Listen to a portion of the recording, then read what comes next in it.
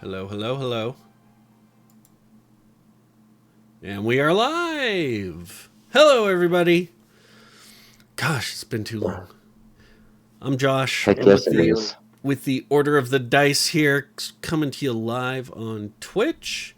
Sorry that we haven't been around for a while. The beginning of the year is always kind of crazy work wise for us. So, anyways, we're here now. Um, and thank you, KS Strong, for the resub. Yes. We should have another member joining us later this evening. If not, oh well. But tonight we're doing Strahd, episode 6. This is the secrets in the Undercroft. Okay. And with that, it's been a while. Scott, you didn't want to do a recap, right? Because, I mean, we basically beat Death House last time. Yeah, Do you have it, or Dave, do you want me to? Dave can go ahead and take the recap unless he wants me to. I'll go for it. All right. So it has been a while since we've been on here. Yeah. And Sorry. what has happened? Oh, you're good. Our adventurers were in the death house. They had gone all levels, made it to the basement. In the basement, they had stumbled a little across some undead, and then followed the spirit. Is it Elizabeth? Is that right? Yeah. Yeah, followed the spirit of Elizabeth into the basement of the basement. When there, they came across some collectibles before they found a secret door and entered a chamber where they were hearing some chanting. In the middle was this dais that looks like it's built for people to be sacrificed. While they were in there, they heard some crying like a baby in a mound of what looks like corpses that was just disgusting. And Norfer, our halfling paladin, went over to investigate, and as he did, the mound became a shambling mound of dead bodies, and Norfer was on top of it. And a fight ensued in which blows were exchanged. Norfer gets swallowed up, but instead of trying to save himself, he tries to find the baby. After blow, and when Norfer was getting close to death, he finally found the baby amongst the shambling mound and broke himself free, and the mound collapsed. As soon as that happened, everything started to fall apart, and our ghosts of the kids, Rose and her brother, were trying to lead us out, but we were stuck. The secret door was closed. The portcullis had fallen down, and the building was collapsing around us. As we tried to pass the baby through the portcullis to Din, who was not willing to take it, and the baby didn't fit anyways, we did convince Din to go around, find the lever to open up the trapdoor so that we could all escape. As we escape and the building kind of collapses down, we realized that we did not accomplish one of the goals that we had, which was laying the bones to rest of these kids. So we lifted up the stones of the front of the house and put the bones there to lay them to rest. And after all of that, being absolutely exhausted, there was a coach that pulled up to the house, and a very ominous, deep voice came from it and expressed interest in our group, and that eventually we would have to meet again.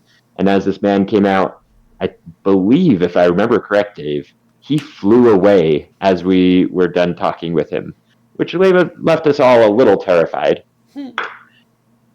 Meanwhile, we were exhausted, so we continued down the road to the bar, and I'll let you talk to us about what happened in the bar, Dave. Absolutely. So exhausted, and luckily, the guy who flew away left him with a couple of items. The first thing he left him with was a bottle of wine. He also left him with health potions, one for each of them, and a letter with a wax seal on it. And it was addressed to Ismark Koyanovich.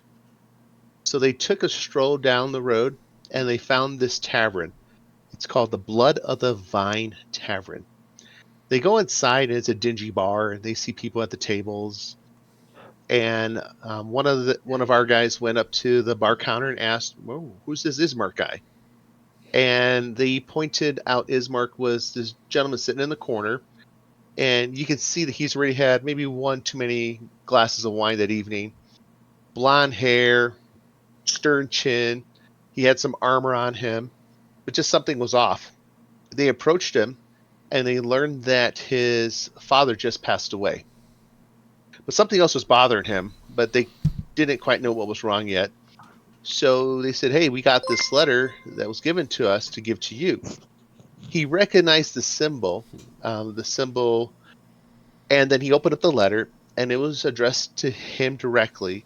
And it said that he needed to give up his sister to the person who signed it. And if he doesn't give her up, that he's going to come take her. And the letter was signed by the Count, and that is Strahd von Zarvik.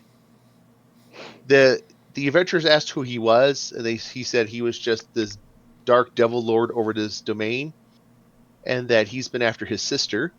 So he needed help to get his sister out of town. The adventurers agreed to help, so they went to his house. As they approached his house, it was a large mansion.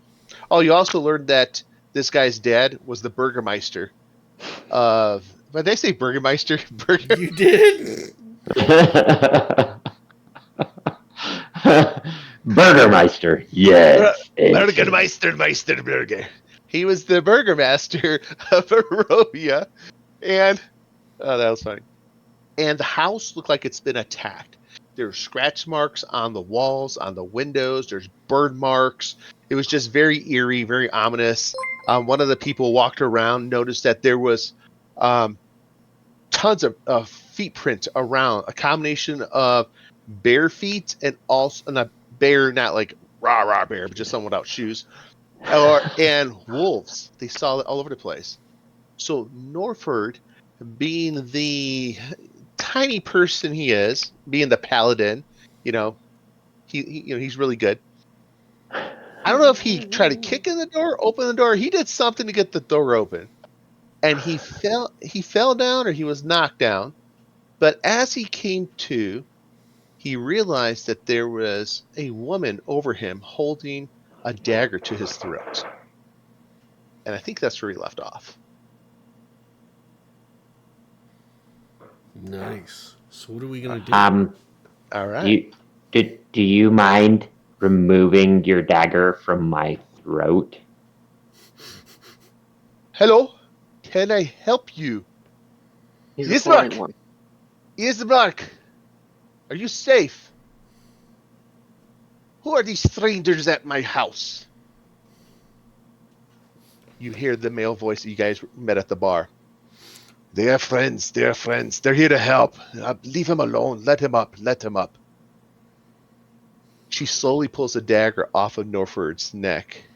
He says, Quickly, come inside. Wolves, creatures. Terrible things have attacked the house at night. Come inside. Okay, we go inside. Yeah, that's what. Does she still have her knife to my throat? She has. I mean, she probably removed it. Hopefully.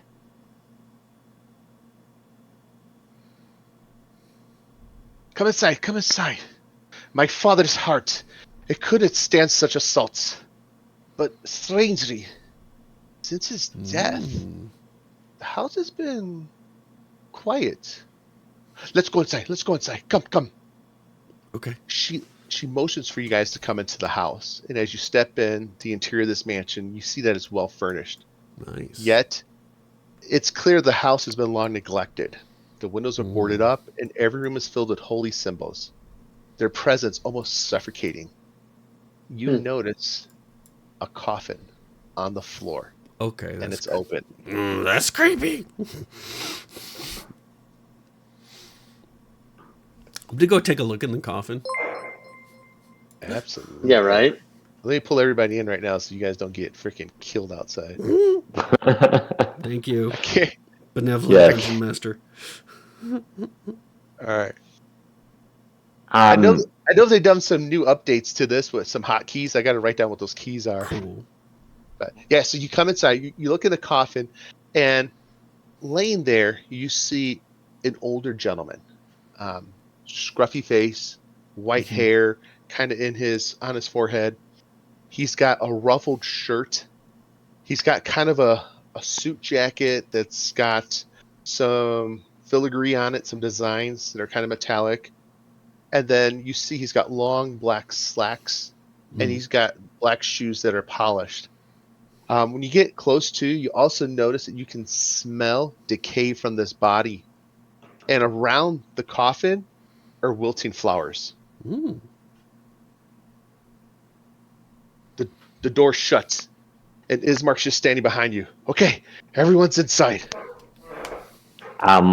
Did you know you have a dead body in the middle of your room? Yes, that is my father. That's the Burgermaster. Is it normal to just leave him there? No, normally we would have taken him to the church for services, but there is no one here that's willing to help us. No one wants to be around us, so he's been here. I would like to take him to the church for a proper burial, but just haven't found help. Well, I'd be happy to help you. And as you're looking around, your eyes start to adjust to the dim candlelight. And now, Norford, standing in front of you, you see a striking young woman with auburn hair, green eyes, an athletic build. She wears an armor chestplate, and at her side hangs an ornate sword.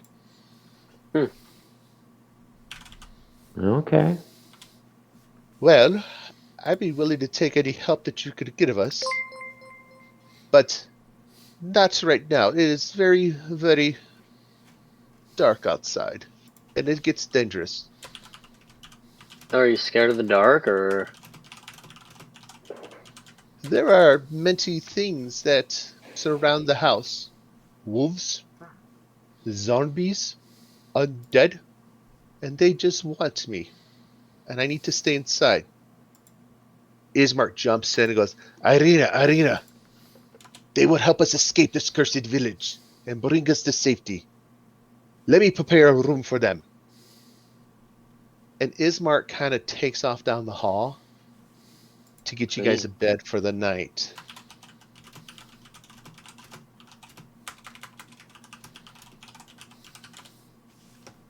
He's going to work on it. He's working on a bed. Yeah. So, Irina's with you. Who are you? Where did my brother find you? And she's talking. She's just fiddling with the dagger in her hand. Who is our most charismatic? I believe that is not Richard. He's got a 9 charisma. My charisma's pretty high, but I think You're a bard. Yeah, I'm a bard. Norfolk has a I've got a 16. I've got a +3. I thought you were a 14. No, I'm a 16. What character sheet am I looking at then of yours? Because then that's not right. Mine should be the one that's got the metal hat on him. Curse of Strahd view campaign. Metal hat, yeah. I think you have 2 sheets in there, Scott. I do, because I was playing with it was when 2024 first came out, and so I was playing this stuff. You need to reclaim it then or something. Because the one that's... Yeah, you have the level 3 one that's in the campaign. Well, my other one's in the campaign, or else I wouldn't be in the campaign. Yeah, but it's unassigned. You have to go into the campaign link and claim it. How would I be able to use it if I didn't have it claimed? No. You can use it, but it's unassigned. Anywho. I just reporting what I see. Yeah. All right. So, who are you? How did my brother find you at this late hour? On a side note, you guys look like hell. What had you guys been doing? Yeah, now Zormos is way more charismatic. Yeah, Zormos is pretty charismatic. Zormos will talk about our endeavors at Death House. Absolutely. Yes. Oh, So, Zormos decides to, because it's late and because we look like hell, he's not going to break out into song this time. But he absolutely will embellish quite a few of the details regarding the party's fight. Basically, so he kind of Zormos will go into the detail of the creepy kids and talk about the bones and the baby and the shambling mound and all that stuff. And then he goes, yeah, and then your brother, he just pulled us aside at the bar, where he was getting a little tipsy, might I add. And he said he might have some work for us, and we need it because we kind of just used most of our resources at that death house. you know what? Maybe you guys can fight, but you're you're dumb.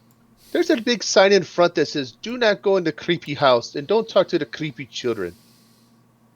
They're well, she's not wrong. Yeah.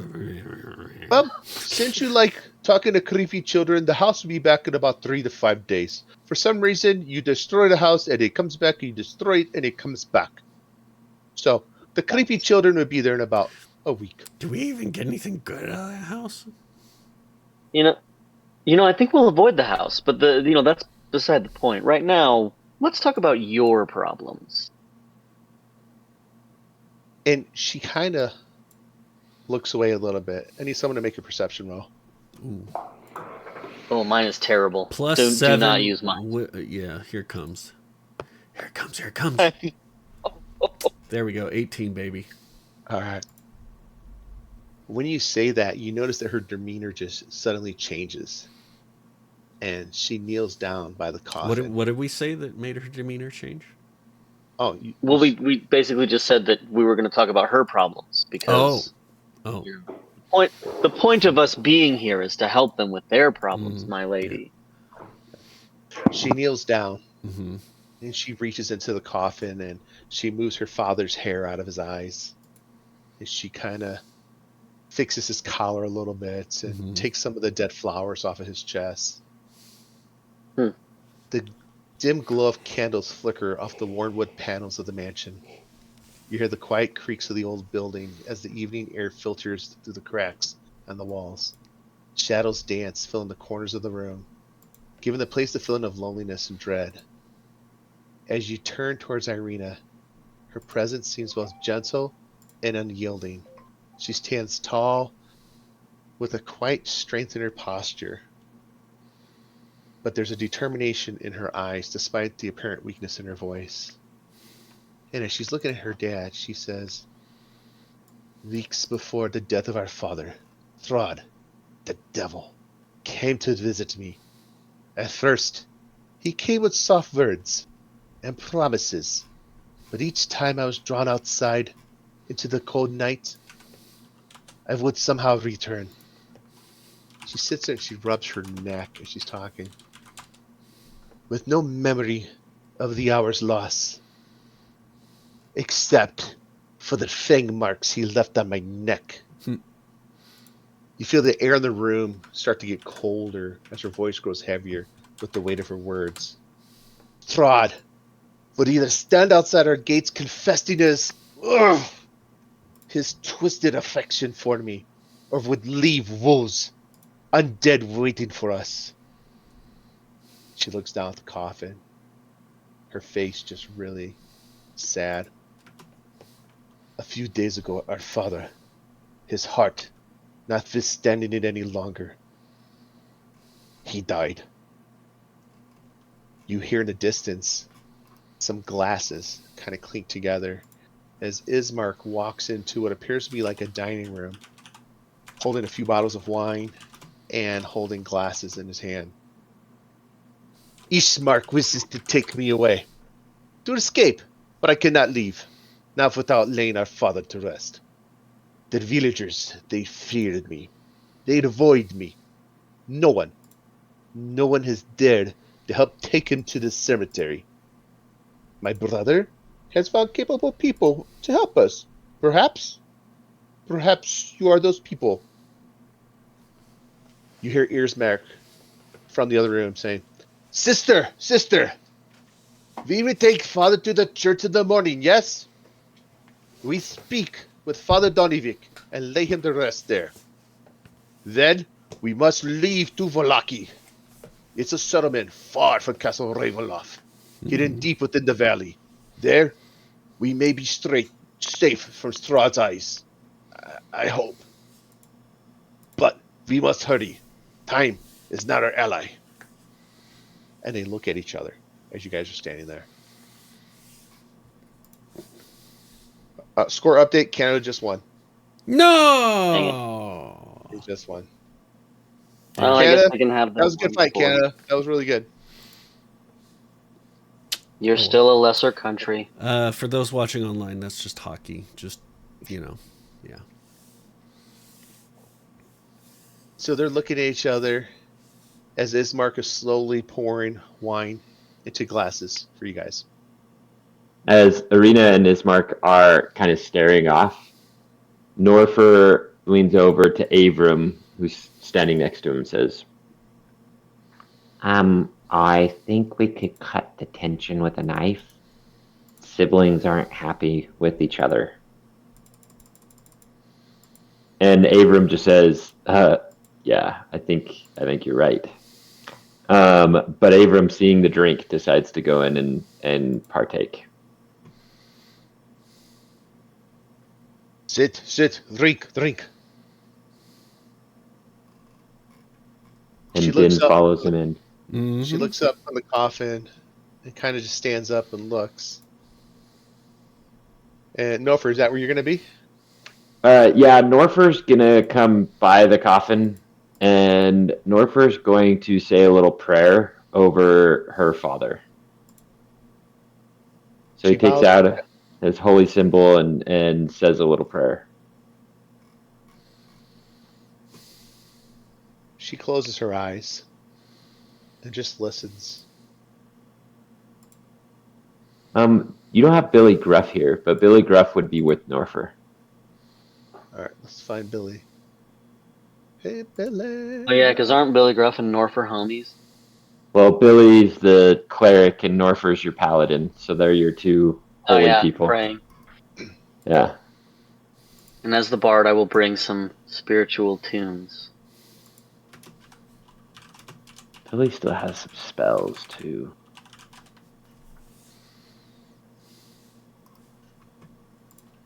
I don't think he has anything that's like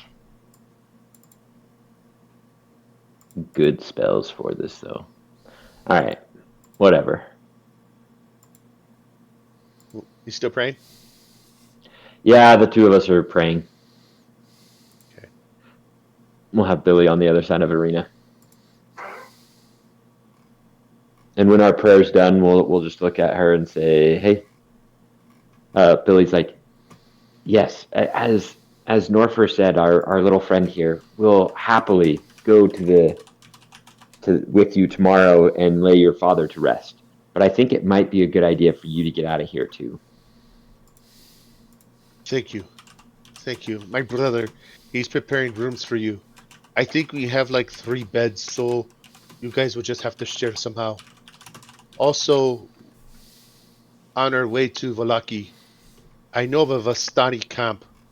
There is a fortune teller woman there. She's an old woman, very, very wise, and devoted to her people. Perhaps she can tell us why you're here and how to, perhaps get you home. But first, we need to lay my father to rest. We must visit the priest tomorrow morning. And then, at that time, we could speak of other things. Does anyone in our group have prestidigitation or anything? I have thaumaturgy, I think. I don't think anybody in the group would have that unless they multi-classed. Okay. No. Because if it smells in here, Norfer is going to recommend to somebody to cast something to help with the stench. I've got Mage Hand, so I can like fan the smell. There you Not go. helpful. Yeah. Not helpful. Not helpful. I could mock it real good. All right. You Well, mock then. the smell away. If not, then Norfer and Billy are gonna join at the table and drink. Irina slowly just comes up behind you guys, but doesn't really enter the room quite yet. She just kind of stays at the entrance and just watches. Oh, Zormos has thaumaturgy. That's what I said, but it's not the same thing. You can control lights and open and close stuff and wind. I don't think you can make it. Yeah, Smell I better. can't really make it smell better. That sucks. I could open the door real fast over and over and kind of fan stuff. If you want me to do that. Do thunderclap. Probably not what you're looking for. So Ismark is there. And he raises a glass. And he goes, "To the Burgermaster. May his soul find its way out of this wretched city." Cheers. To the Burger Master. Zormos, are you joining us? Yeah, totes. Okay, I'll move you. Ismark goes, I might have some bread if you guys are hungry. Extremely. Let me see what I have. Ismark just takes off, and Irina also leaves at the same time. When Irina leaves, Din says, "That lady pretty, but she no drink? What's wrong with her?" And Norfer leans over to him and says, I'm sure you can drink her drink. Go ahead, Din. Oh, he totes would. Yeah. All right, and we drink. As you drink, Ismark comes back with some bread, some cheese, and Irina has another bottle of wine. For Sweet. herself. For herself. She pops it open, and she's drinking out of the bottle. Oh, Din. Do we have someone joining us? Oh. We do have Din joining us. We got Din. Wah, wah, wah, wah. What up? Oh, we can't hear you, Din, but we're excited to have you here.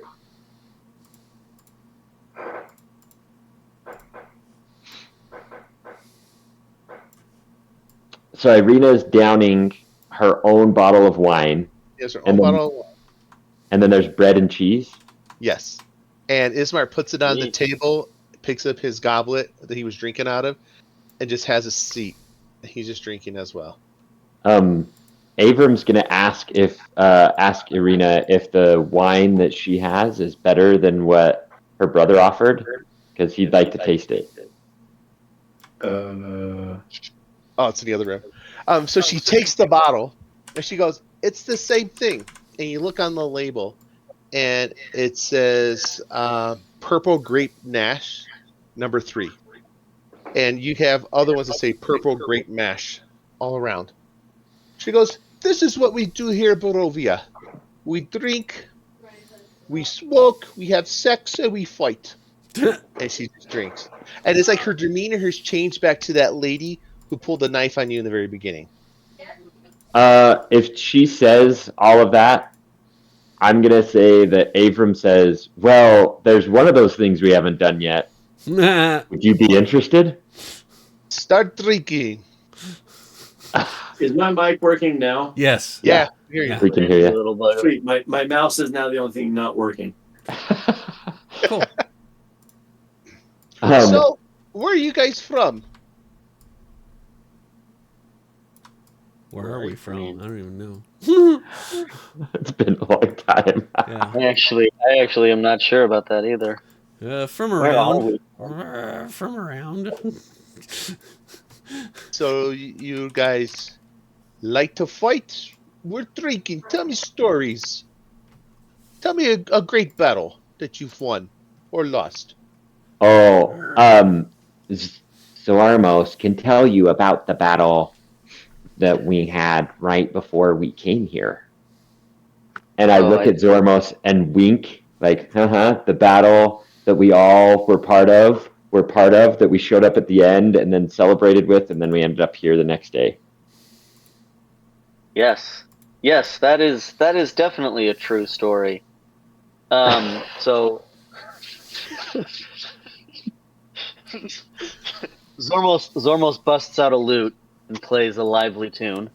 Let me roll for some performance here. Yes.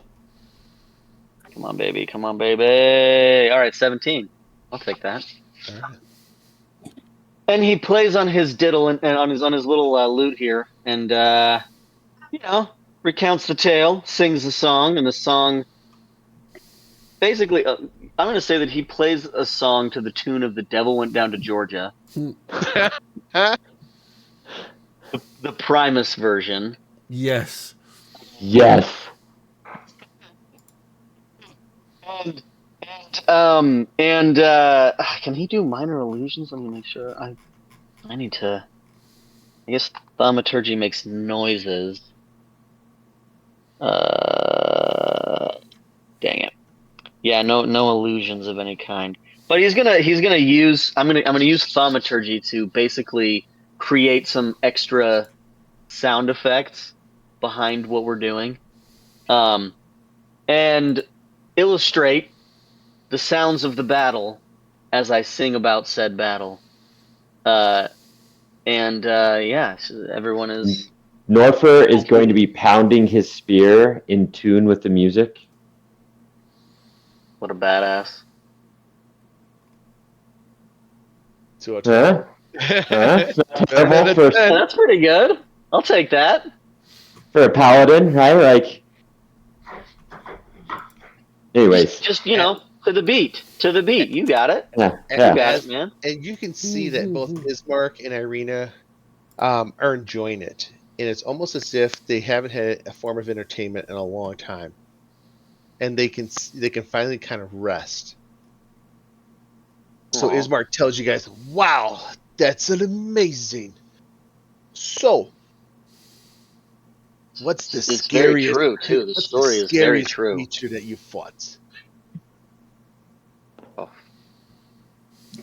Does he look at anyone in particular when he asks that? He's looking at the bard. Okay. Well, so many scary creatures. The most recent was a gigantic mound of dirt that came to life. It was more bodies than it was dirt. Yeah, you're right. It was much scarier than what I didn't want to frighten the lady. But now that the illusion is broken, we fought a creature just now in the awful house that you told us not to go into, that we should have read about. Basically a collection of dead bodies that came together to form a most awful visage. Oh, that sounds crazy, super crazy. It was, and also true. And nobody died. Not a literal death, but like metaphorically, a little piece of all of us died that day. Our innocence. And what is our little man with his hand up? What do you have to say about the dirt monster? I actually was swallowed by it. Do you happen to have a bath so that I could clean myself? I'm sure I smell really bad. Oh, dude, you're good. Ooh, there is a bath upstairs, but it hasn't rained in days, so the water is not quite clean. Probably cleaner than you've been in, though. Bunch of dead bodies, gross stuff, rats. Yeah. I'll wait. Okay. You see Irina dozing off, and Ismark goes to her. Sister, go upstairs. Go to sleep. You need your rest. We have a long journey in the morning. Again, I don't know if Oh, go ahead. I don't know if Avram's character would do this, but because he's not here, I'm going to make him do it anyway because somebody should. Abram stands up as Irina is told to go to bed, and he's like, "I have a solution to your 3-bed problem. You did talk about something else that you do here, Irina. Let me take you to bed, and we'll make sure you get a good night's rest." She looks over at Avram and says, I start make playing it a song called Avram is a True Gentleman. Get me to Volaki first, and then let's talk. I would consider it done. But Good night. I see you in the morning. And she takes the bottle and she goes upstairs. Ismark is still with you guys. He kind of gets a little bit more comfortable. He's got his feet up on the table, and he's starting to relax too after a couple of cups of wine. I mean, he already drank a bunch of. Never mind. This man's brain is probably just gone. And Ismark passes out. Yep. All right, boys. I guess we should go to sleep. Did they ever show us where the beds are? You just knew he came out of that room, and I just realized I never told you to. So you have a passed out here's my kid, thought. you have a dead man, and you have a passed out woman. Here's my thought. Abram's no going one's to here to start keep us from exploring. Abram's going to start to go towards the upstairs. But I sang about him being a true gentleman. Abram is going to start to go upstairs. I would like for Abram to make a stealth roll. What? Okay. Abram. Stealth. Is he good at that? We'll see. I don't know if that roll came through. 12. He has disadvantage, so he got a 3. Oh dear. So as Abram gets up and starts to walk towards the stairs, you hear, Ismark wakes up and pulls his sword out. Oh shit. And just looks around and goes, It's just our creaky gentleman here. The bedrooms are behind me. I need to get some rest. I think you already were. I'm going to retire for the evening. I'll see you in the morning. And he walks past Avram, taps him on the shoulder, turns him around, and then Ismark walks up the steps. Just so stealthy. So he points that the bedrooms are just directly to your south. So just go in that room. That's all he said. All right, well. He is highly intoxicated. I'm going to go to said bedroom and claim a bed before anybody else does. Cool. Zervils, make a perception roll too. Oh, boy. Before I proceed in there, and while he's doing his perception check, Norfer... Nope. Pretty terrible. Norfer is going to do Divine Sense. So I've got within 60 feet of me, as long as it's not behind full cover, I should know if there's any celestial fiends or undead. I'm absolutely sure that I saw nothing. Okay, so just looking around.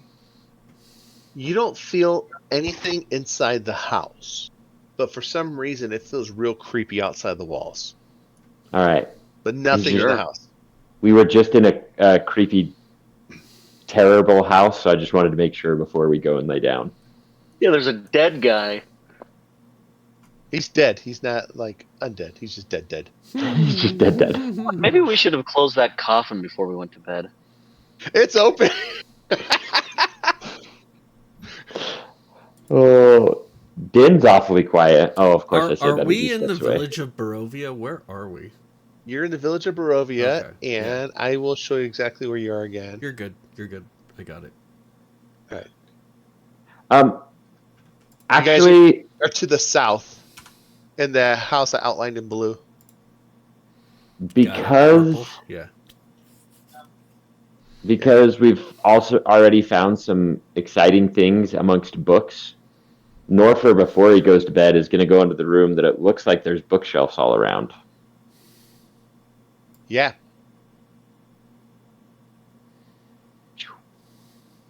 And he's going to start to explore in this room. Cool. Make an investigation roll. Okay. And I can't believe that our awesome bard didn't want to sit down and play the piano. Nah, dude, it's been a long day. Okay, so did you make an investigation roll? I did. 15 is what I got. Should show Okay. up on there.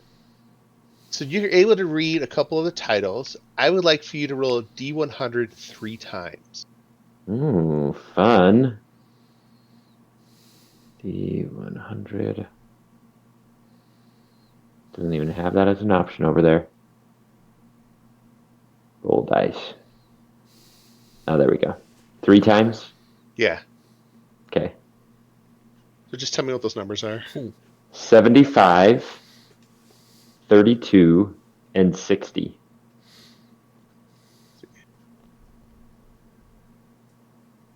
Okay, so the first book you find is a handwritten journal with signed pages and really scratchy writing. What's the topic of the handwritten journal? It is about a lady growing up in Barovia and playing in the streets with her friends. They play marbles, they play tops, and they always try to avoid buying food from street vendors. But it Okay. really gets into her and her friends just playing. Okay. Okay. And then the next book that you're going to find is a romance novel. It's apparently based on real political events of the past decade. Okay. So I'll say it's a romance novel that is based on a prince and a princess. And they grew up together and they're best friends, but they never really understood how royalty worked until they got older. And the princess was actually betrothed to another prince. And it kind of gets into that and the struggles they have. Okay. And then 32.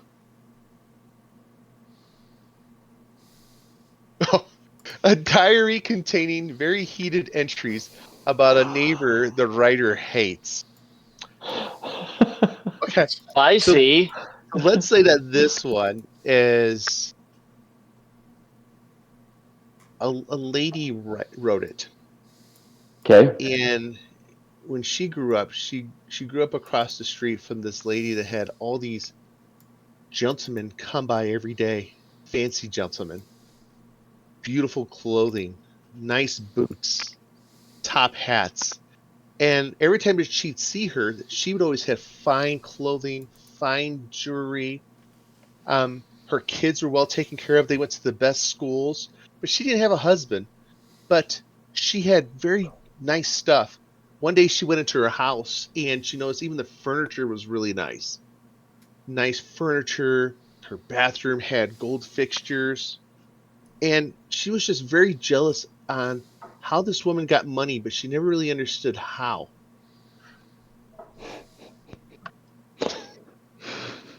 Okay.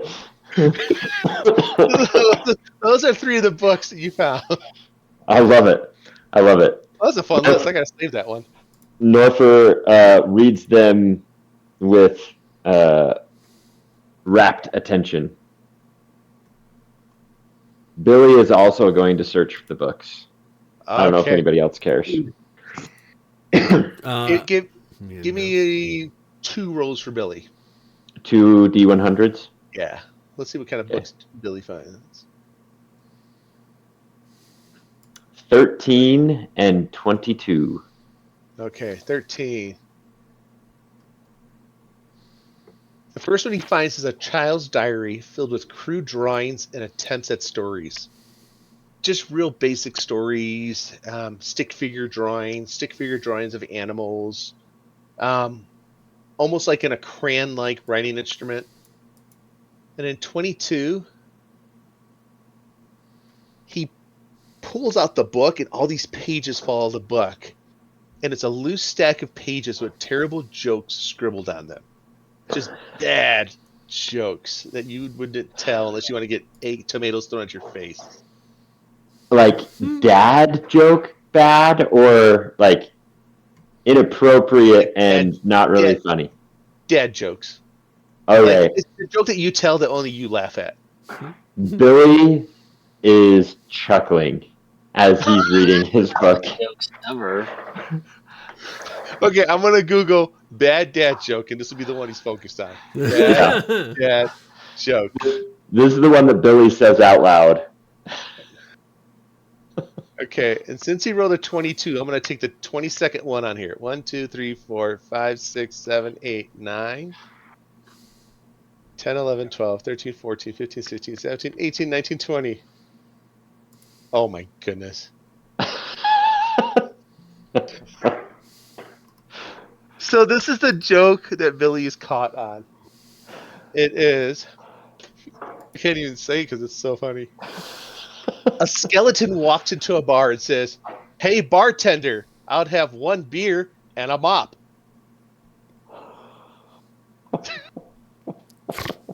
And Billy is loving this joke. That's appropriate for Death First. It is. For Ravenloft. That's so good. That was the 22nd joke on the list. That was funny. He's just rolling. Anyways, that's Norfer and Billy. Din, are you going to bed, or are you doing anything? Richard's going to bed. So, Dave, if I remember correctly, this is the Burgermaster in his coffin, right? He's in his coffin. He died a few days ago. His body is rotting. They want to get him to the graveyard, but no one has been willing to help because people do not like Irina and do not want to help her. So Ismark has asked for your guys' assistance in helping to get A, the Burgermaster taken to the graveyard, and then B, get Irina out of Barovia and to Vallaki. Well, I think it's time then that Din is going to go seal up that coffin. Yeah. But Easy Dave, enough. Dave, Yeah. like he acts like he's like nodded off, like he's fallen asleep through this whole thing. But he's also very sneaky. Just been waiting, biding his time. I would like for Din to make a stealth roll. You want Din to roll the stealth roll? Outside of roll a 1. Let's see. Here you go, brother Dave. Here's your stealth roll. Ooh. 11. Okay. It's not terrible. Oh. So Din was napping at the table while everyone else was kind of going to He bed. was pretending. I said pretend. Is it pretend? And you do make it over to the coffin. And as you look into the coffin, you see an older gentleman, scruffy face, white hair that's been kind of brushed out of his eyes. He has a ruffled white shirt with a vest over it with some silver filigree on it, black slacks, and freshly polished black shoes. Around the coffin are dead flowers. And when you first walked in, Irina was picking dead flowers off of him and put them on the side. But he's reeking. I mean, he's been dead a few days. You are stinky. Stinky. We should cover you. So I like slide the cover back up on the coffin. And then as quietly as I can using my tools. I would like Trying for you to to fill make that thing a up. stealth row for hammering a few nails in there. And there are... Oh, yeah. 27. I'm the quietest hammer of all hammer in time. So there is hammer and nails there that you figured they were going to seal it in the morning, maybe say something before they sealed it, but you went ahead and sealed it. Anyways, look what I did for you. You're welcome. How many nails are you going to put in? How many nails are there? 13. I like that. Let's say there's 13 nails to go around the coffin. Then 12. 12. You're like, you get to the last one, you're like,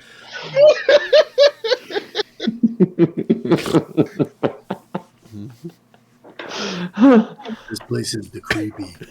No way. No. Dude, everything around here is creepy. So I hold on to one of the nails if we get to 13 only nails. Okay. Do you leave the nail on the coffin?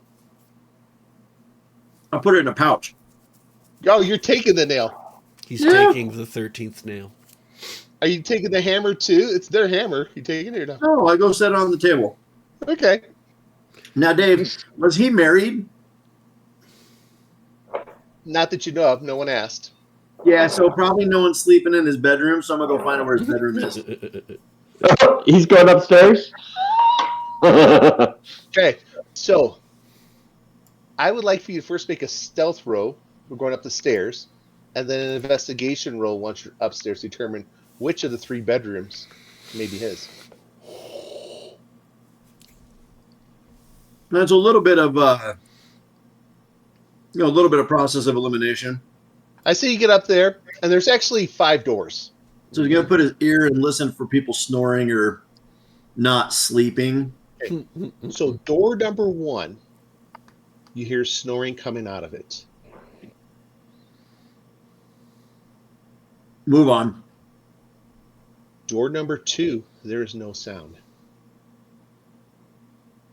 Let's see.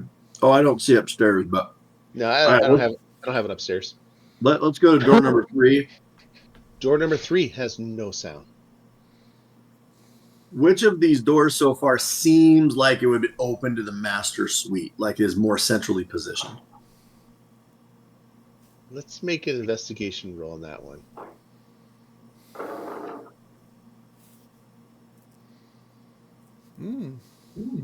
You would think it's door number 5, the one at the end of the hall that's centered on the hall.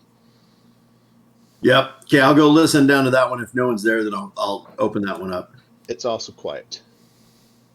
I think it's time to go inside, Dave. So first I'm going to check the door for any like tinkly bells or some alarm system or a bolt, anything like that. Now, I say with your 18, you can see that there's nothing in there. I'm going to go in. You go in, and what you see is a large king-size bed, and it's a 4-poster style with a canopy over it. Over it is draped a black cloth. You look, there is a leather chair to the side with a reading table with a suit that's laid out on it. And then to the other side, you see a dresser that's been closed, and there's drawers in it. Is there any papers or books on the reading table? You look, and you don't see anything there, but you do see a pair of spectacles that are on the table. I'll just very quickly just check the suit, make sure that there's nothing like in the suit.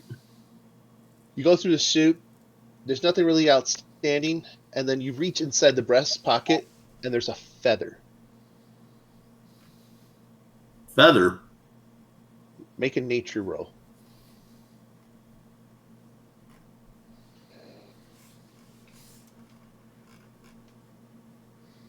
It looks like a raven feather, a black raven feather. I add it to my pouch with the nail. Okay. Then I'll look through the dresser drawers. You look through the drawers. It's typical drawers. He has socks, underwear, undergarments, shirts, slacks. Nothing out of the ordinary in the drawer. Any like books or library crap or anything else that besides that? It looks like the room's been picked up.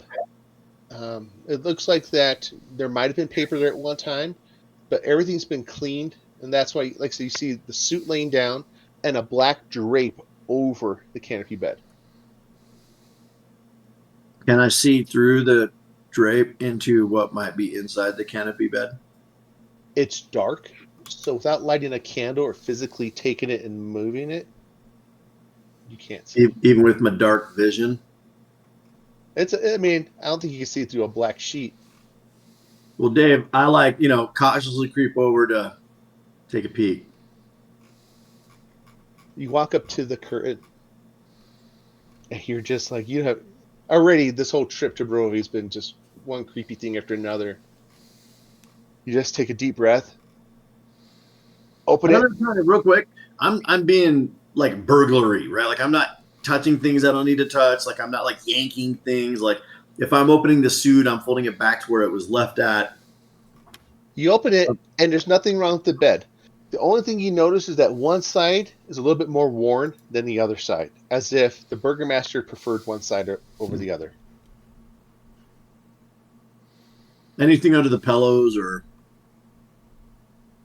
You look under the pillows, and you find a letter.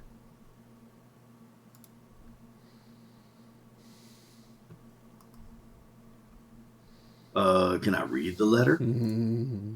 As you open the letter, you recognize that there is a broken wax seal. So somebody else has read the letter. The wax seal resembles the same letter that you delivered to Ismark in the tavern. What? You open it, and the first thing you see is your eyes go straight to who signed it. And it is the Count, Strahd von Zardavik, written directly to the Burgermaster. And how he has told them that he is going to destroy his legacy. He's going to kill his son if he doesn't hand over his daughter. And he refers to his daughter in the letter not by Irina, but by Tatiana.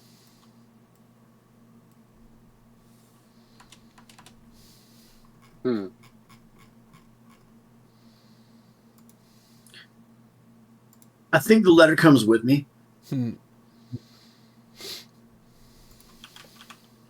And then I just slip back out, leaving things as they were. Okay. I'll wander back downstairs, I guess, then, Dave. Yep. I don't really have a place to sleep. So maybe I'll just fall asleep over in this chair by the fire. All right. By the piano. Cool. Because these guys are downstairs. Norfor and Billy Gruff, are they asleep? You guys sit on the stairs? Norfer's been reading books, so he's probably not asleep yet. But Billy's laughing at his jokes. So I roll over to Norfor and give him this look right here. You should see this. And then, like Dave, like as covert as humanly possible, but super obvious, he slides the letter over while nodding. All right, Norfer's going to take the letter and read it. And once again, you see this name, Tatiana, in the letter, and them referring to her as the daughter of the Burgermaster. She has some Tatianas. I did notice that she's got some Tatianas. Ones. But he also noticed. Yeah. He is the land. I was waiting for it. Are you always going to say he is the land? He smiles kind of big, Dave, like almost that crazy, and he's like, I'm not going to say his name, stupid. And then he looks smug, like he's the smuggest bug in the rug. He is the land. If you say his name, he'll hear you. Never say his name. I don't have to say his name, but I don't have to say he is the land. We could just call him the douche or the douche canoe. Heyo. Got him. He is the land. All right. And then Dave, I look over at Billy and give him the look like the. And Billy looks at you like, I have the best joke I need to tell you. Billy, before you leave, is going to tell you a joke. Yes, 100%. Okay. All Do right, it. Dave, you're on the site. All right. How many jokes are on that site? Okay, you want another one? I got 145 jokes. Here, you're Make gonna a, read make a 30. roll. 30. Read 30. All right, 30. So I got to go another 8. 1, 2, 3, 4, 5, 6, 7, 8. Oh my goodness. What the fuck?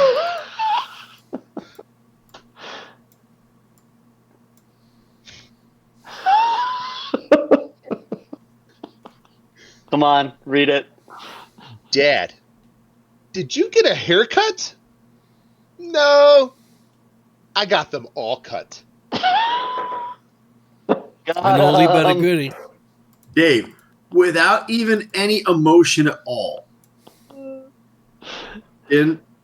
looks in for a minute, soaks in, and is like, "That is the funniest joke you've ever told."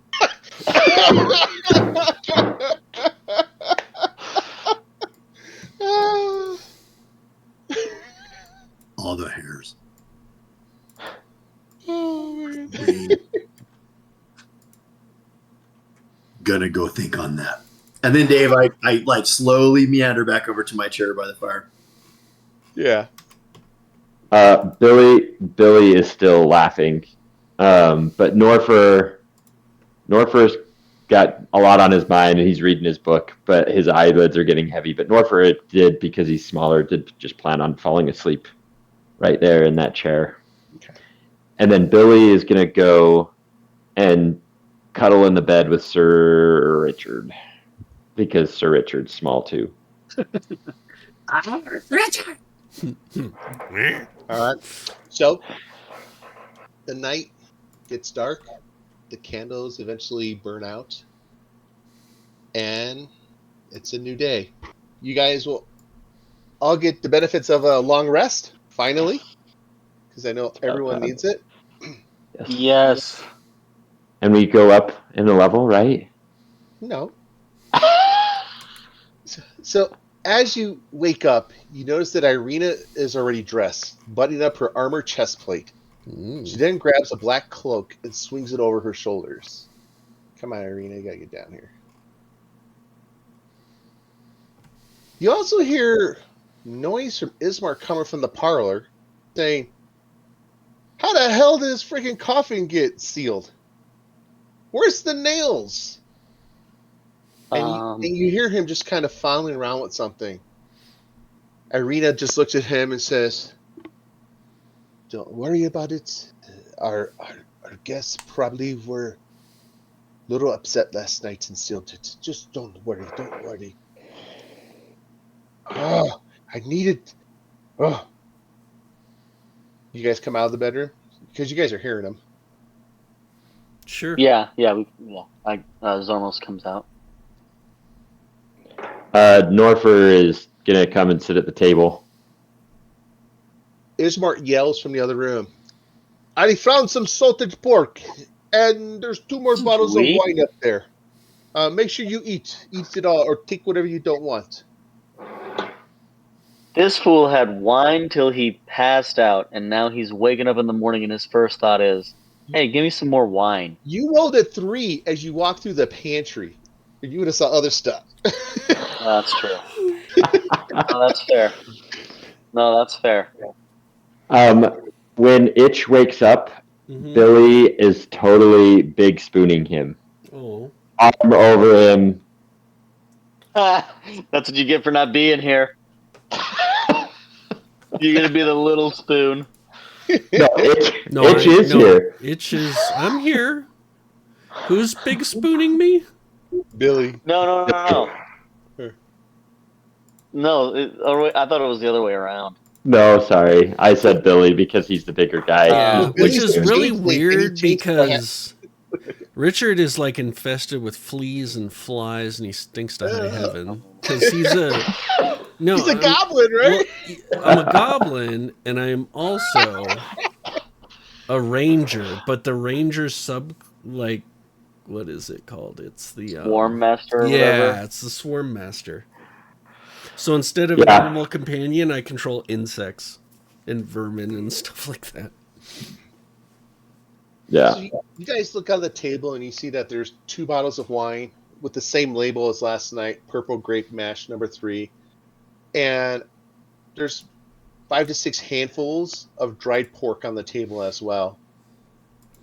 You see Irina walk back by the coffin where Ismark is, and it looks like she's putting black roses on top of the wooden coffin.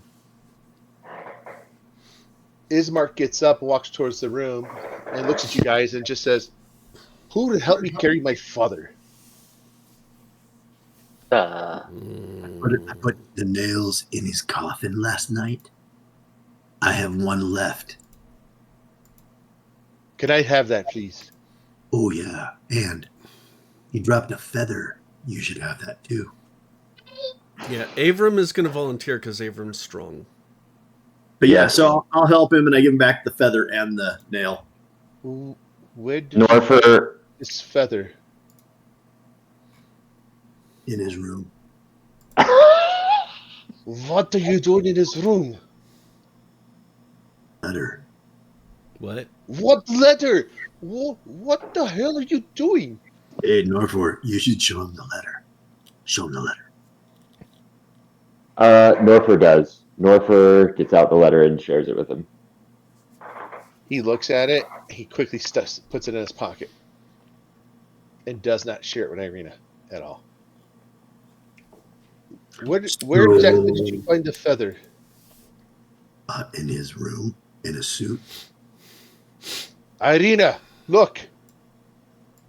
And as soon as she shows the letter to Irina, Irina recognizes what that feather is.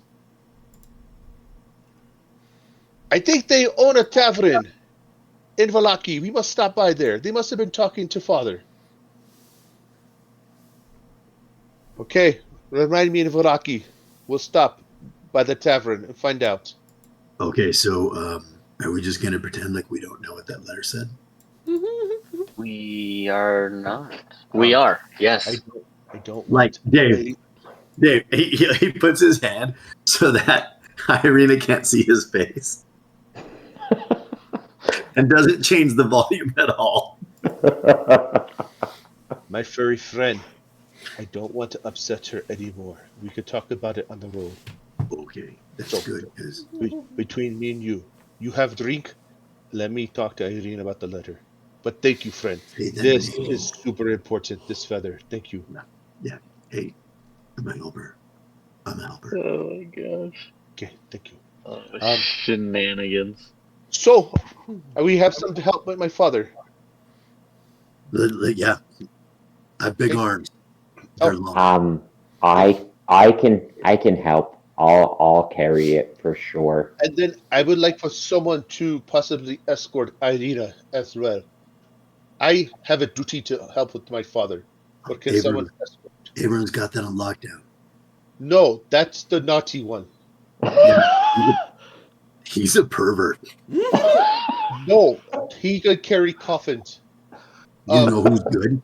Norfor is good. If I had a sister, I would totally let Norfor and her hook up. Well, I know that she could knock him down because she's already put a knife to his throat.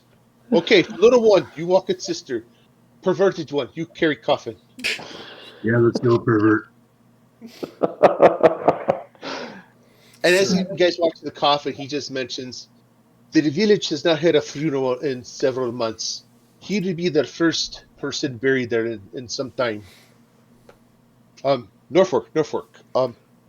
Stay with Aida, please. And as you walk to Irina, I will do that. Irina goes to the door and opens the peephole and looks out of the peephole.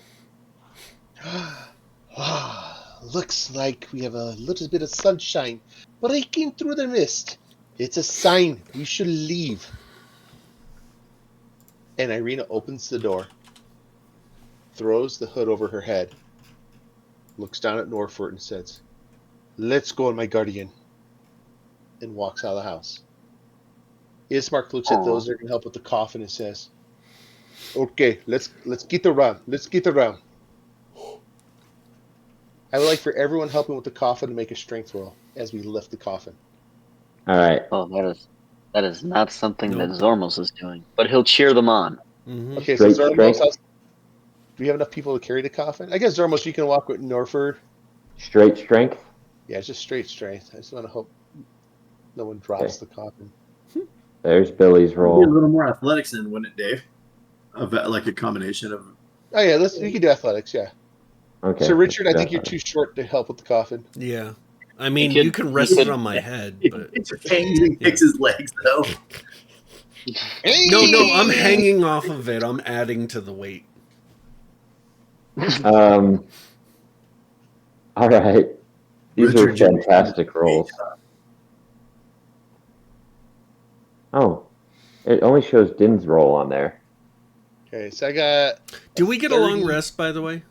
Yes. Yeah. Yes, everyone got the long rest. Let's do that. Here's the athletics roll for Billy. Did that come through? I just have the 8 for Din. Billy rolled a 10. And Avram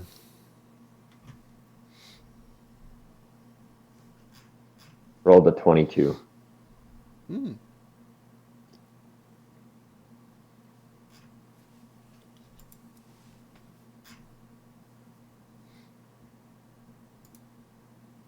All right. Cool. Oh, I lost everyone's numbers. Mm-mm-mm-mm. So you notice as you pick it up, he's a little bit on the heavier side. It's a little heavy. And as you have it up, he goes, the church is just a few blocks away. We should be able to get there in about 20, 30 minutes. The doors open. Irina, Norford, Sir Richard. You guys walk out. Zormo's Cool. falling behind. And then the other guys have the coffin on their shoulders carrying it out. As you step into the streets of Barovia, the fog is thick. The sun trying to pierce its way through, but can't. The town silent and oppressive. The air heavy with unease. The few people you see, their eyes hollow, watch as you pass. Let's head to north to the church. It's only a few blocks. Don't worry about the Barovians. I would like for someone to make a perception roll. I got you. Oh, 14?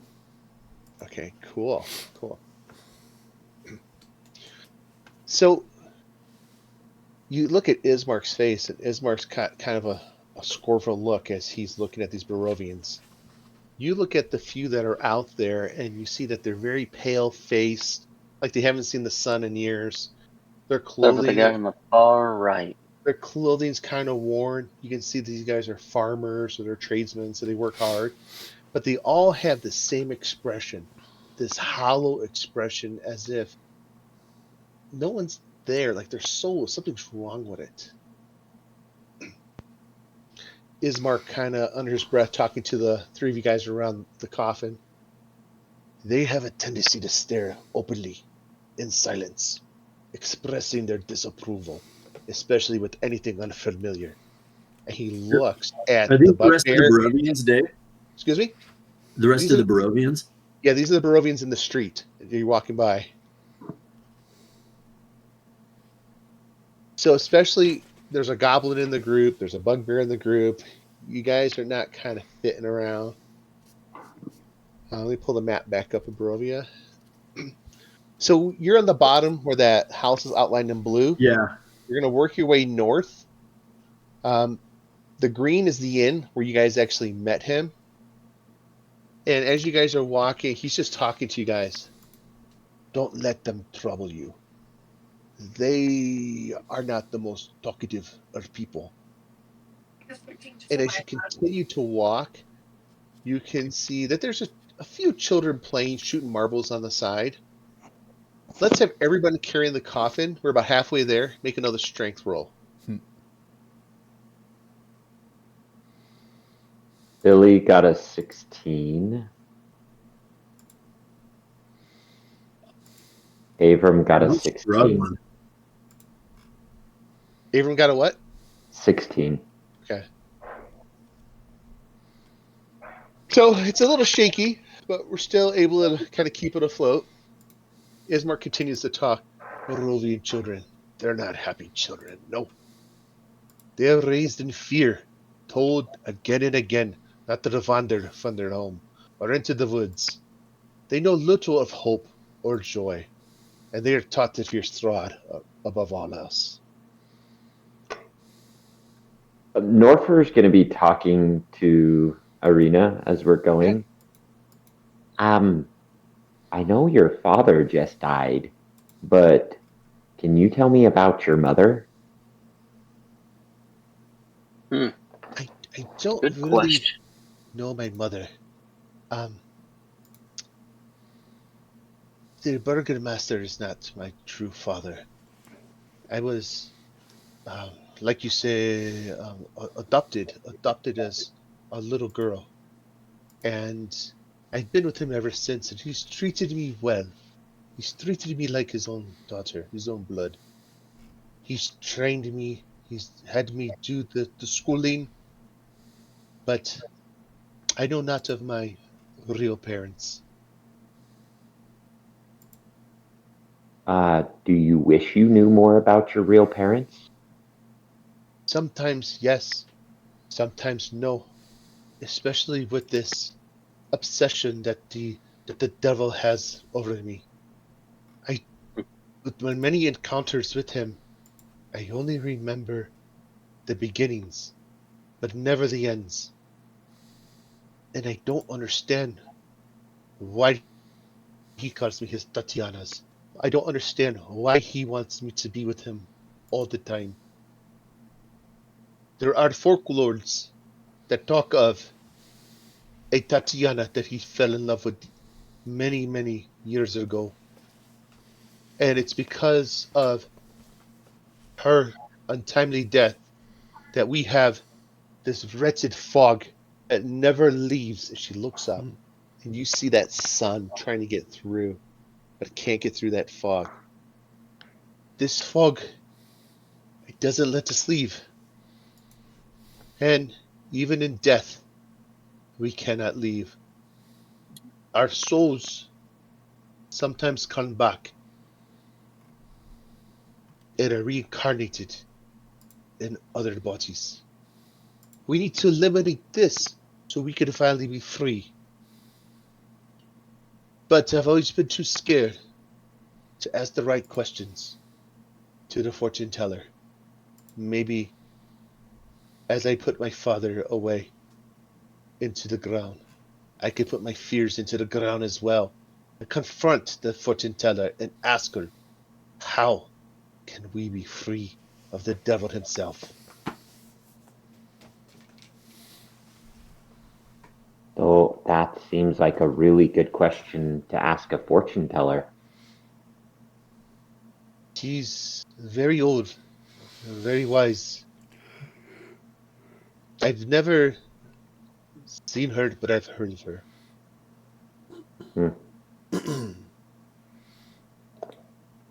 Okay. Well, do you have any memories of your other family? I don't. My only memories are Ismark and myself riding bicycles, kicking the ball in the streets, hunting with my father. Nothing outside of that from my childhood. I have another question for you. Who's tougher, you or your brother? Ah, that's an easy question, my friend. I can kick his butt anytime. He's good. He's good. He's fought along other Barovians when it's needed. Very strong, very skilled at the blade. But he lacks one quality of a true soldier, and it's the Killer grit. instinct. Oh yeah, you're behind us. Yes, my sneaky friend behind me. Yes, with your devil horn sticking out of your head. Listen, I Yes, was gonna say something about the that devil that you're trying to run that's away from. okay. So if you guys notice the people around here, they don't quite look like you. We do get occasional dwarfs and little people like you, or what else have we got? Elves. We haven't had elves in a while, but Hmm. goblins are not really looked upon well here. And then your furry friend in the back will probably just say that he forgot to shave. He could be part of the Vistani circus. Several times he forgot to With shave. the devil horns. My friend, maybe we need to find you a creative hat. Nah, I'm good. Just leave him out. To each his own. Yeah. I don't run from what I am. Good. I'm going to start that new leaf today. And Sweet. I need to make sure that I am ready up here the next time the devil comes to seek out his Tatiana. We're here to help. Thank you. We're almost there. The church is just up the hill. Back with you guys carrying the coffin, Ismark is real inquisitive all of a sudden. Huh. There should be more people in the streets. Where is everybody? I've noticed for weeks now the villagers have slowly started to disappear. Just a few days ago, an old gentleman living alone in that house right there disappeared. I went to check. The scene was, what you say, troubling. Furniture broken, drapes torn down, and a broken candlestick with a spot of blood. We also found a necklace, a broken symbol of the Morning Lord herself. I did find a witness, Mad Mary. You might have seen her in the tavern. She was the one that was constantly crying. She saw something that night. She's She a saw, baby. she Big saw, baby. yeah, maybe, but she saw a large rope figure dragging an unconscious person to the streets. She couldn't see their faces, but she knew the direction. They were headed north.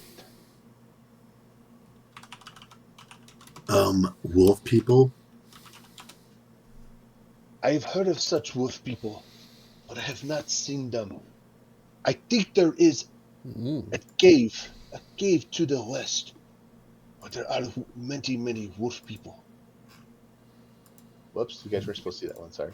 That Do you want to hear a joke? Ah, I can use a joke. Okay. So a dad says to his son, "Hey, do you know that I got a haircut?"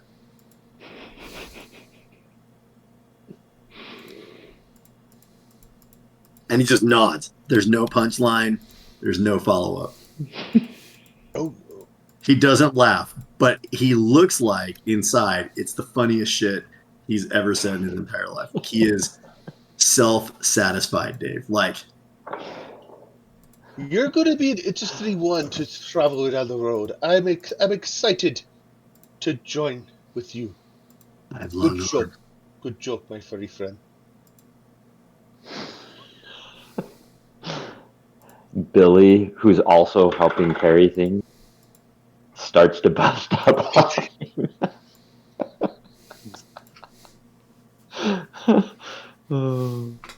Atop a slight rise stands a gray, sagging church. It has weathered many assaults. Centuries of evil have taken their toll in this place. The bell tower looms in the back. Flickering light shines through the holes in the roof. The rafters groan under the weight of age. You look around as you get closer. You notice the landscape is unattended, with weeds sprouting through cracks and vines taking over the windows. The heavy wooden doors are covered in claw marks and scarred by fire. Irina starts to climb the steps to the church. And you being next to her, the guys are next to her, you hear her just take a deep breath. Let's go. Yes? Takes another step forward. another step forward and reaches out to the latch on the door. She opens the church door, and this musty odor of mildew greets you. It just hits you. Ugh. As the doors open, it reveals a narrow hall. Dust hangs in the air, and debris is scattered about. At the far end, you glimpse the chapel, faint light coming from within. The hall leads deeper into the church, but it's far from inviting. You hear Ismark. Gentlemen, let's lower the coffin right here and check on Father Donovic. Come on 3. 1, 2. 4. Okay. Ismark walks up, but before he enters, he goes, Father Donovic! Father, we seek guidance from the Morning Lord, in which they bury our father. Irina takes a deep breath, and she steps in as well. Father Donovic! Do you guys follow behind? Mm-hmm. Oh yeah. All right. Mm-hmm. Now we can go to the church. Oh, church. Man, I wish these things were in alphabetical order. I have so many maps. Church.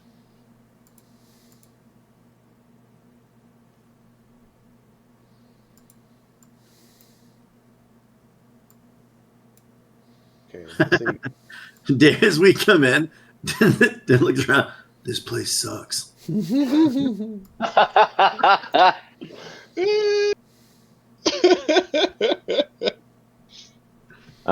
Norfer's not on here. Oh, okay. Okay. Well, Norfolk with a helmet or without a helmet? With a helmet.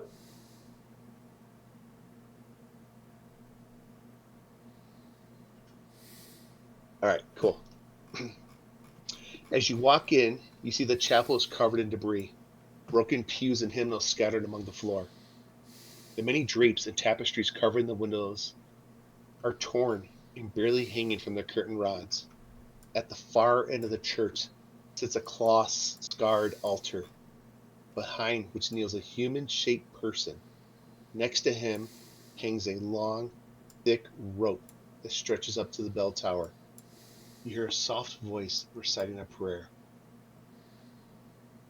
As you continue to walk in, you guys notice that both Ismark and Irina open their cloaks, exposing the hilts to their swords. Ismark is, Father Donovic! Here it is. Listen to Irina. Father, you okay? Wait, hold on, Dave. Super quick. So this place looks like it was trashed, right? Yes. Mm-hmm. Are we still holding the casket? Oh, he's outside. He said put him down before he went up the stairs. So he's like right there. The father did. No. So, oh yeah, you stepped out. So Ismark said to put his dad down. Okay. Yeah. So the burgomaster's outside. Norfer casts or uses divine sense to sense anything within 60 feet of him that might be celestial fiend or undead. You feel an undead presence within 60 feet of you. I should know the direction of it. Below you. Below Ooh. us. Okay. I just turn to my fellow people. Mm-hmm. There's more undead we're going to deal with. Not up here, but down there. At this time, Dave, I yeah. pull my crossbow up and aim it at the priest. All right, cool. Very cool. Mostly because Den has never seen 28 Days Later, but I have.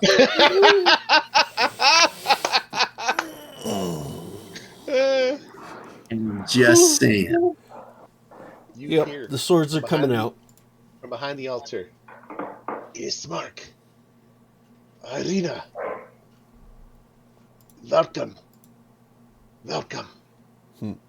My deepest sympathies to your family. And you see a man with a limp walking up to you. Hair is graying with a face that hasn't seen a good night's sleep in a while. His voice is hoarse and weak. He's wearing priest robes that are soiled with dirt and need a good washing. His shoes are also caked in mud. Around his neck, you see a symbol that looks like the sun. His right hand has a bandage around it with signs of blood.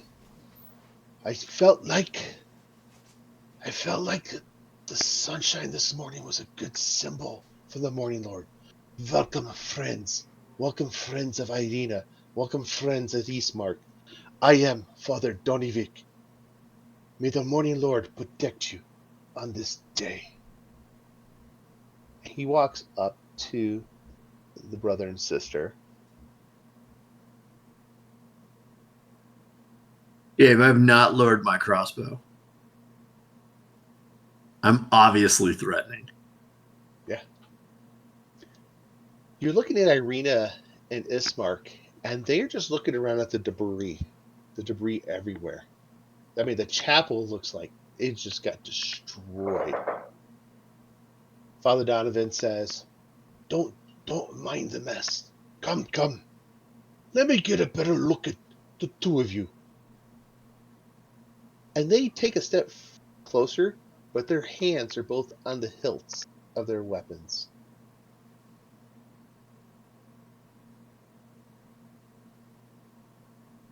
"Oh, don't worry. I left the doors open. Well, clean the weeds in the front. And some wolves. They chased a small deer in here. Luckily, I think for the deer, he was smarter than the wolves. And it hopefully got away."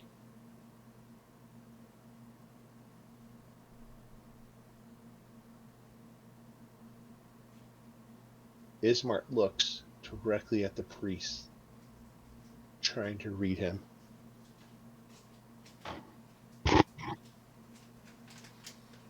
Ismart says, "Father, we need to bury the Burgomaster today, and then quickly leave town."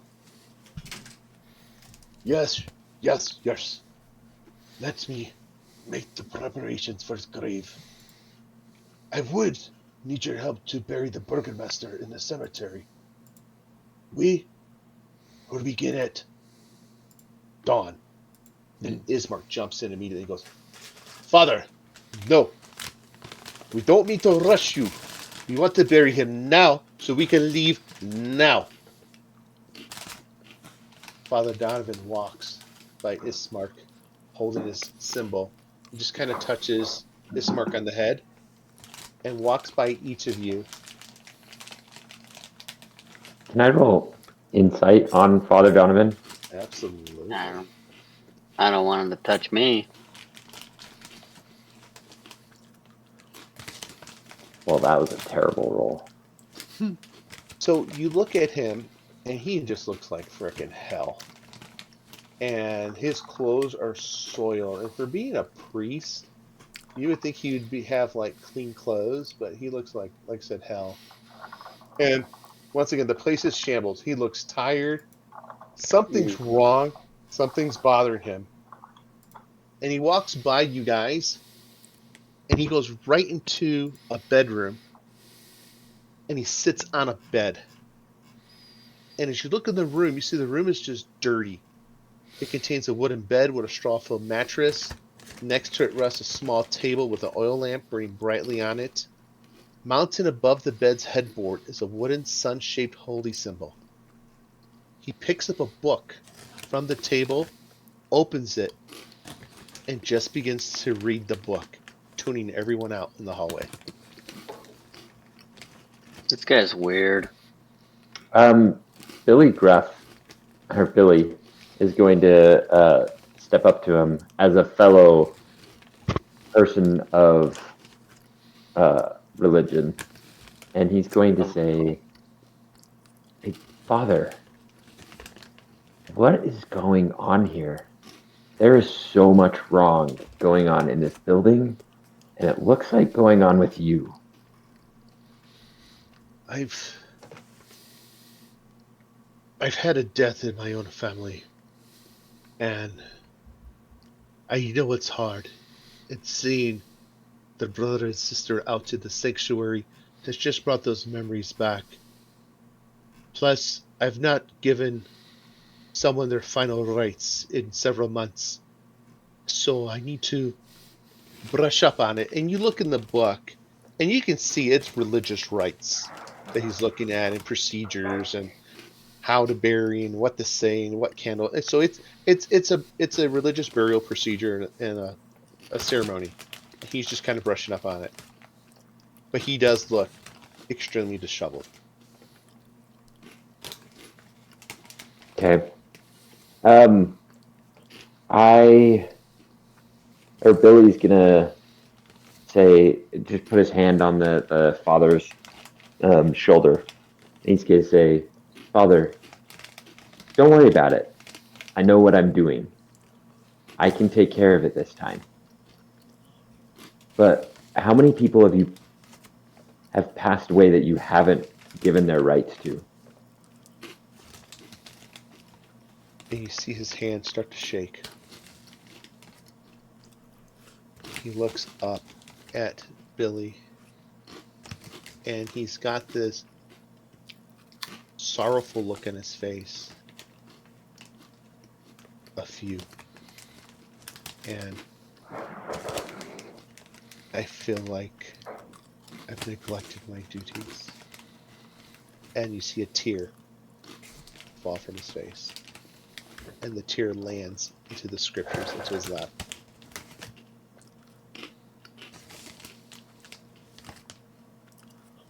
Billy says, yes, you have. You have failed. In a place like this, not doing your duty puts everyone at risk. He takes his hand, just kind of puts it on his shoulder. Thank you, brother. Sometimes the common folk do not understand what it means to wear the cloth, and the burdens that come with wearing the cloth. I have not met a fellow priest in some time, and I think your strength would do me good. The burgomaster was a dear friend of mine. We grew up together here in Barovia. Before I was a priest, we used to be little hellions going around town and scaring the girls. But we went different ways. He became a politician for the people, and I became a politician for our Lord.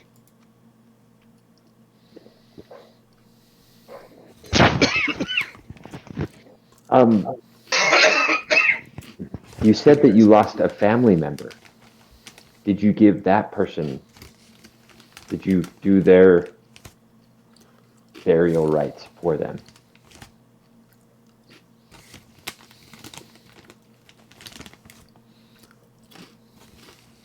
Hey, Dave, Yeah. real quick, while he's talking to him, I'm going to start looking around the chapel, like to this left side where it's kind of dark.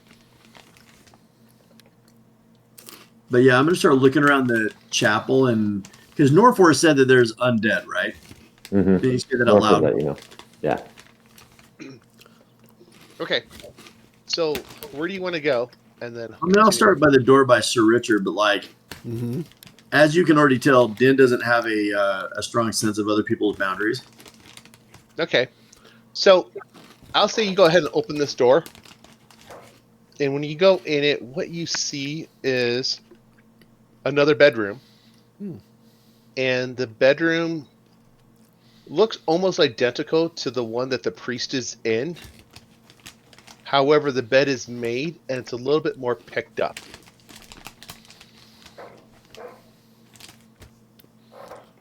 Okay. What about to the other side? You go to the one that's directly across that hallway, and that door is locked. Is there anybody in it? You put your ear to it, and you do not hear anything in that room. Richard's going to knock And on then the what? door. Finally, about the one where my character's icon's currently. Yeah. So you go to that one and you open it, and it's unlocked. And you see a writing table in it and a bookshelf. And I will tell you what is in that room shortly. An old desk and chair stand against the south wall. A wooden holy symbol mounted above them, a sunburst. A 10-foot-long iron rod attached to the north wall stands bare, suggesting a tapestry once hung here. Against the far wall stands a wooden cabinet with 4 tall doors. I'll go peek. Cool. So, the wooden cabinet contains very little inside. Inside is a tinderbox, a few wooden boxes of candles, 2 well-used hymnals, a volume of chants, and a whole bunch of other books. A bunch of cultist type books.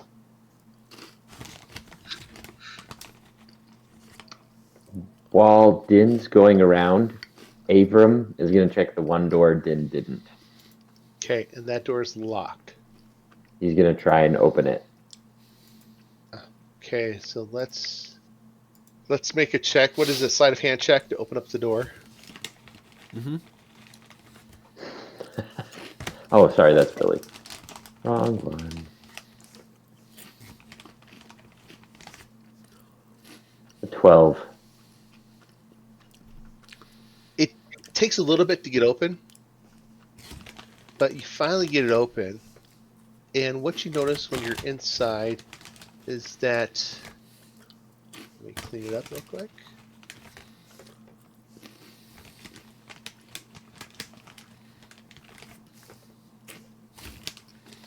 Cool. Time and neglect have punched holes in the ceiling of this moldy room, which contains a few broken roof shingles and puddles of water. In one corner, set into the floor, is a heavy wooden trapdoor held shut with a chain and padlock.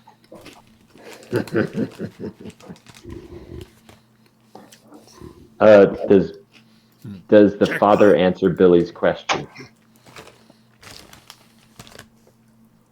My son, I don't know where he is, and I fear him to be dead, so I've not given him any rights.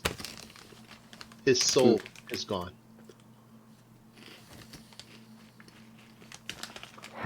How do you know his soul is gone? I feel it.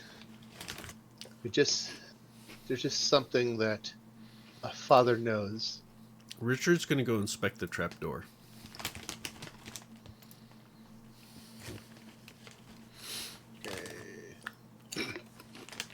You look If at only it, our rogue was in there. and it is chained with a padlock, and there are 4 eye hooks that have a chain that go across, kind of an X pattern, with a fatty of a padlock.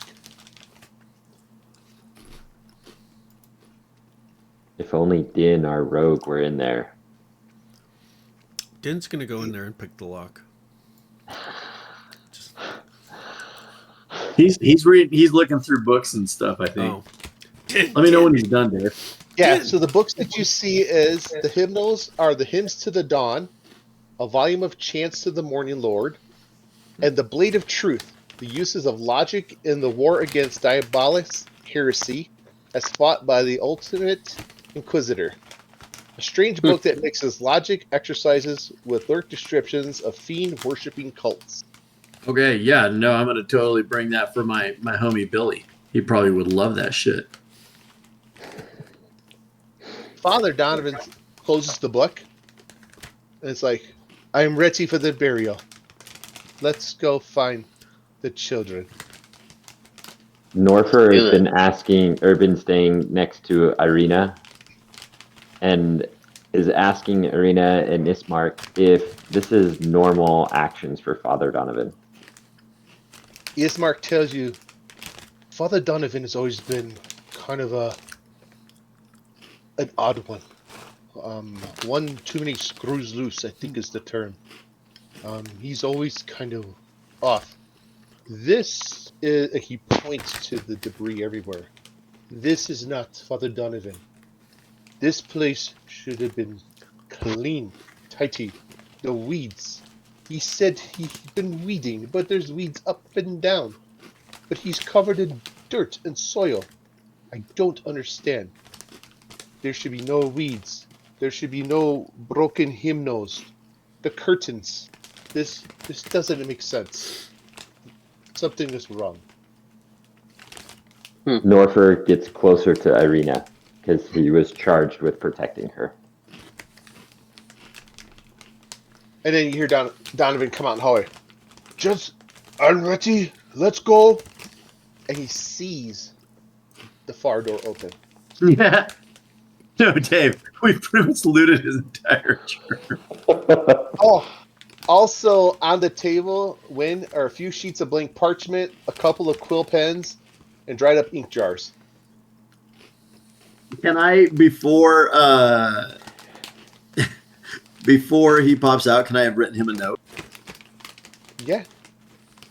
Okay, Dave, on the note, in some pretty sloppy-ass comment, it says, he is listening. He is the land. And as he sees us basically having rifled through all of his crap, I'd like roll in there like super sneaky, looking around and like slide him the letter in midair with a... He takes it and looks at you. And Dave, and then I point down back where...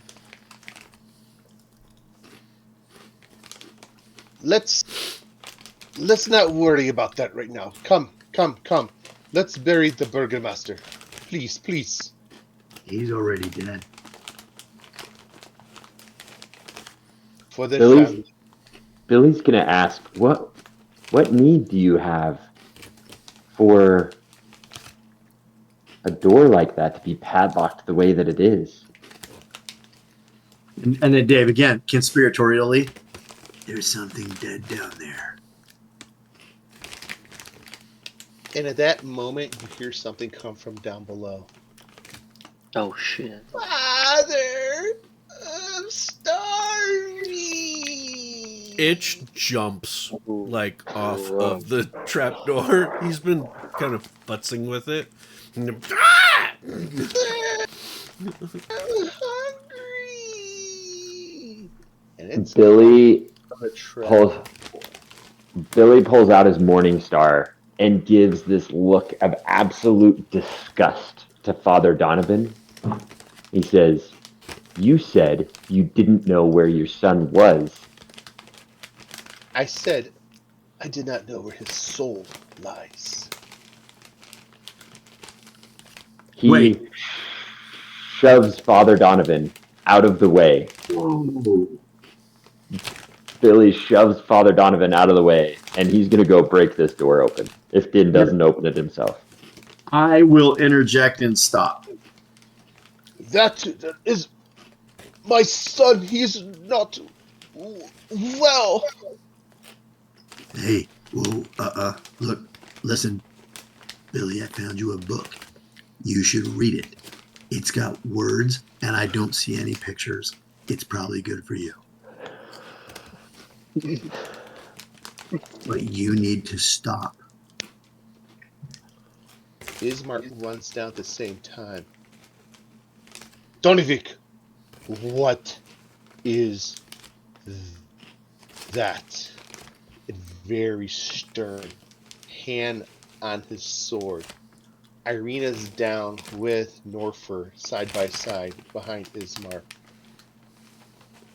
It is my son. A few months ago, my son and several of the villagers stormed Castle Ravenloft in a revolt. Having been lured there by a wizard in black robes who came to Barovia from faraway lands. By our accounts, the wizard died by Strahd's hands. Oh, So did my son, Duro. Duro Dave, returned if home. he even puts his finger like he's angry, like legit. Den is like pissed. Puts his finger against his lips. He is the land. The Dark Lord has done something to my son. He is not well, and my son has been living in the Undercroft of the church ever since. And then you hear from down below, Father, fresh meat? I can smell her. Oh, it's the Mistress Tatiana. All right. I will be rewarded by my master. I am so starving. Itch at this point starts hacking away at the chain. Ismark pulls out his sword Mm-hmm. and puts his hand behind. We cannot let word of Irina get back to that devil lord. It would be a catastrophe. Father Donovic. It's my son. No, I won't. I'm sorry, Father. Your son is already dead. Open the trap door. North. Go ahead. Den is trying, like, will legitimately interpose himself between blows to the chain and himself. Like, no. Well, you're where are you? You're not in the room, right? I'm gonna move it. Like, I will move through. I will wage war. He is Din? definitively not trying to let that happen. Do I get Din's to, not going to let this happen. Norfer at the same time, he tugs on Father Donovan and he says basically the same thing as Ismark. Whatever is down there, he's no longer your son. And it is our duty to rid the land of what is down there. Father Donovan's head hangs low, and he slowly walks to the trapdoor. He puts his hand on the bugbear and says, "It's okay." He reaches under his robe, and he pulls out a ring of keys. He fumbles through them, hands shaking, trying to find the one that Kind locks of put them. I'm still holding my big crossbow, but I take my other like free arm and kind of put my arm around him, like, you can do this. He kneels down, looks up at each and every one of you, and then back at Ismark. Ismark with his sword out, in one hand holding Irina out. At this time, Irina has her sword drawn as well. As he reaches down for the padlock, Ismark talks to you. My new friends, I hate to trouble you with one more request, but I must stay and protect my sister. Can you dispatch of this undead son? yeah. We're killers. Yeah, it's kind of our thing. I will comfort Father Donovic with his son no longer being around. Then we need to bury my father and get the hell out of Barovia. At that time, click, the lock opens. He takes the padlock off, slowly slides the chains through the eye holes. Dave, I try to make sure that the side of the trap door that's going to open when he gets the chain pulled through will open away from Father Don. He stands up, holding the chain on the lock, and steps away from the trapdoor. The door shut, but not locked.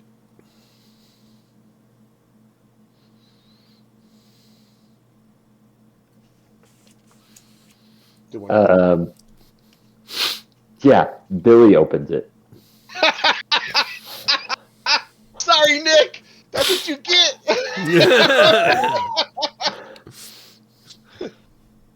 And then, Dave, I'm going to cover like the hole with my, massive crossbow. Billy opens the door, and it's a heavy door. And you can tell it's newer compared to everything else that's run down. This moldy, cold scent comes out of the Undercroft and hits you into the face. Do you guys start to... And you see stone steps that go down. Well, I think Billy's going Billy's first, going and I'll go first. behind him. Yeah, we all just kind of file in. Billy, then Abram? Billy and Abram are first. Billy, Abram, and then the rest. Yeah. No, I'll go behind Billy, Dave. No, Billy and Abram. Let it be Billy and Yeah, Abram. Abram's got a 16 for an AC. Billy's got an 18. Billy's got the highest AC in the group, other than Norfolk. Yeah, so it's normal. Sounds Yeah. good. Mhm. We'll be alright. You proceed down the stairs. The Undercroft is dark and cold. The smell of damp clay fills the air. Rotting wooden pillars strain under the weight of the ceiling. You see mold. Oh, is this the growing other on the area of wall. the map? Yeah, I'll show you cool. guys in a second. Candlelight from the chapel slips through the cracks, allowing you to glimpse at a gaunt-shaped figure in the corner. I smell your blood. I taste your fear.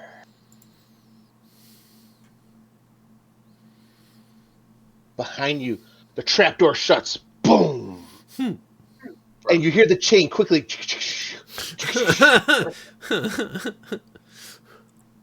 And you hear it above your head.